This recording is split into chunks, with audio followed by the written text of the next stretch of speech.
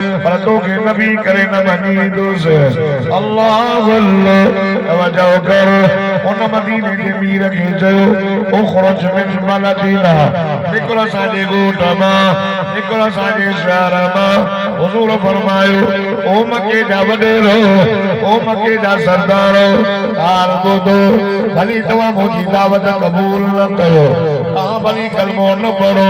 पर मुंहिंजे रस्ते में न अचो मुंहिंजा रस्ता रोक न कयो मके वरनि मां मोहम्मद जा रस्ता रोकियो हुजूर फरमायो मां दावत ॾिन में जेको कलमो थो पढ़े उनखे मार था ॾियनि आए बीबी सुमैया खे बंद कयो सुमेर जूं अखियूं कढियो बिलाल खे धीरे धीरे सुमारियो यासर खे शहीद कयो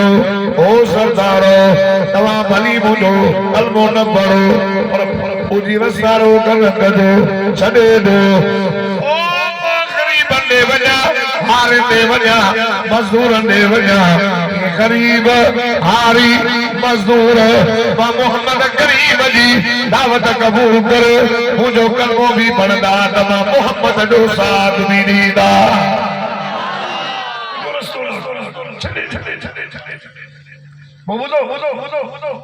रोज़े वारो उन्हनि वॾे छा कयो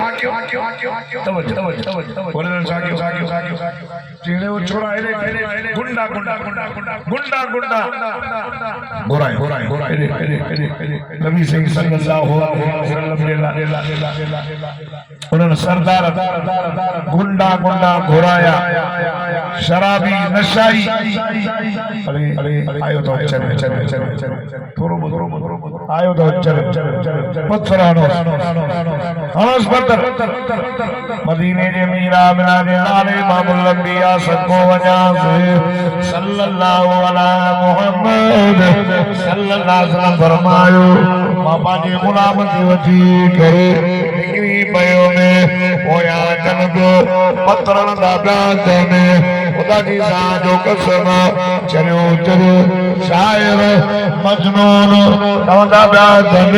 पत्थर ॿिया हणनि मथे में पत्थर लगा जिस्म मां खून निकितो जुती मुबारक खून सां भरिजी वई खुदा जी सां जो कसम ओ रोज़े वारो हुजूर खे अॻियां मदीने जो मीर पोयां नाइब जा माण्हू जेके सरदारनि बसा चयो मजनून पत्थर खणोसि आका सल्लल्लाहु अलैहि वसल्लम के पत्थर लगा जुती मुबारक खून सां भरिजी वई हिकिड़ो बाग हो मोहम्मद मुस्तफा सदको वञासि हुन बाग जे अंदर विया वञी करे हिक वण सां टेक ॾेई करे वेठो बाग जे मालिक ॾिठो यार शहज़ादो ॾाढो सुहिणो अलाए छो था माण्हू पुत्र खणंदुसि पंहिंजे नौकर खे चई